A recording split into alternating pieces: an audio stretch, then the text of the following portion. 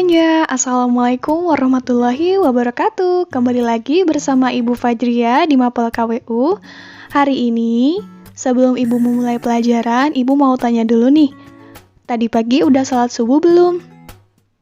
Alhamdulillah, tetap dipertahankan ya untuk yang siswa laki-laki sholat berjamaah subuh di masjid, dan juga yang perempuan untuk selalu menjaga sholatnya di awal waktu.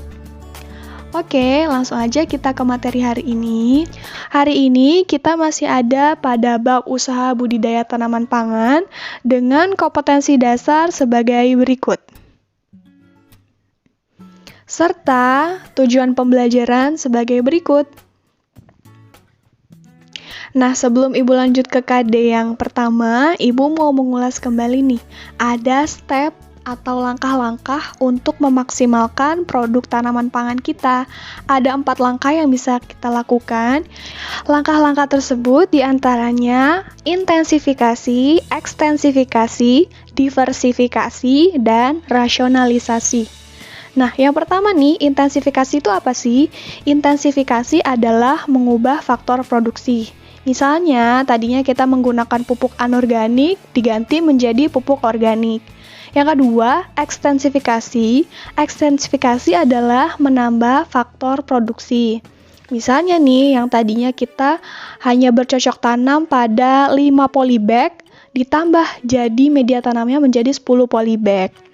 Nah, yang ketiga ada diversifikasi. Nah, diversifikasi adalah menambah jenis atau keanekaragaman produksi.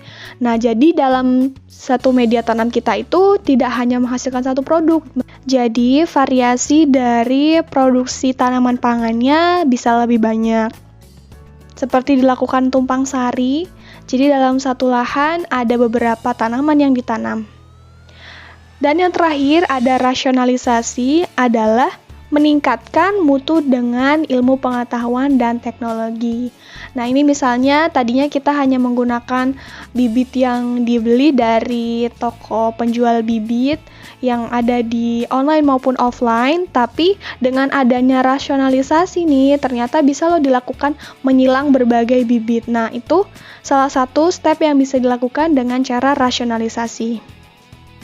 Nah, untuk perhitungan harga pokoknya, ini masih sama seperti bab-bab sebelumnya, tapi Ibu ingin menggarisbawahi ada sedikit perbedaan.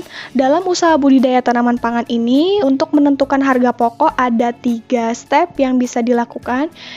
Ada 3 pendekatan, ada pendekatan permintaan dan penawaran, ada pendekatan biaya, dan pendekatan pasar. Nah, kalau pendekatan permintaan dan penawaran, caranya adalah kita melihat harga keseimbangan atau titik equilibrium. Jadi kita melihat permintaan dan penawaran dari produk yang kita akan jual. Jadi harga tersebut adalah harga yang mampu dibayar konsumen dan juga harga yang dapat diterima oleh produsen.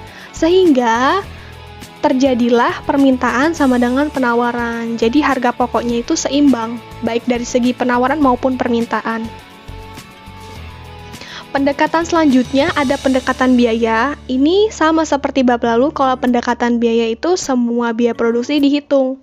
Mulai dari BBB, BTK, dan BOP. Kita skip aja ya, langsung ke pendekatan pasar. Nah, ini agak berbeda nih.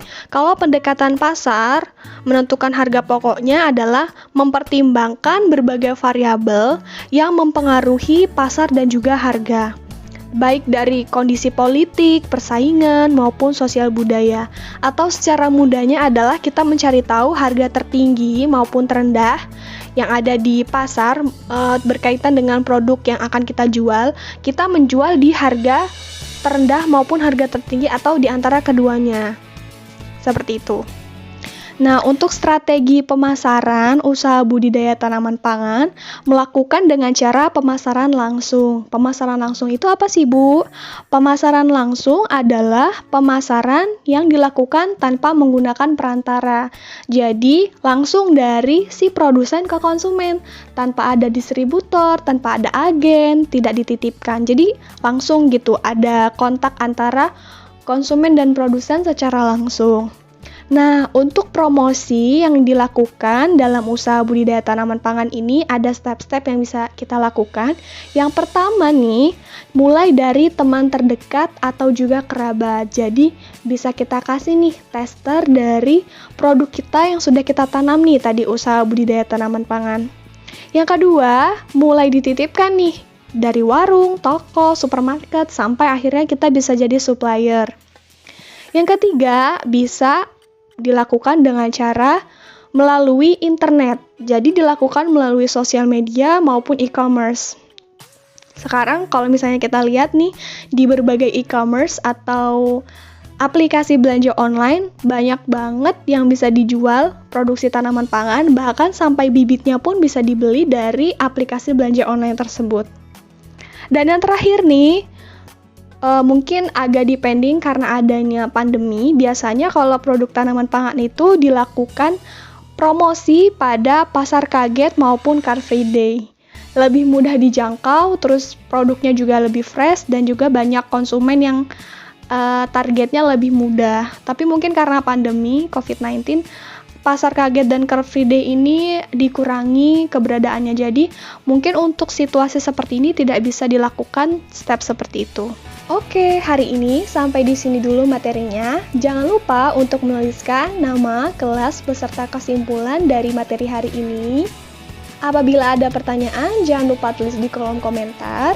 Terima kasih sudah mengikuti pembelajaran hari ini. Jangan lupa untuk like, comment, share, dan juga subscribe channel YouTube Ibu. Wassalamualaikum warahmatullahi wabarakatuh. Sampai jumpa di pertemuan berikutnya. Dah.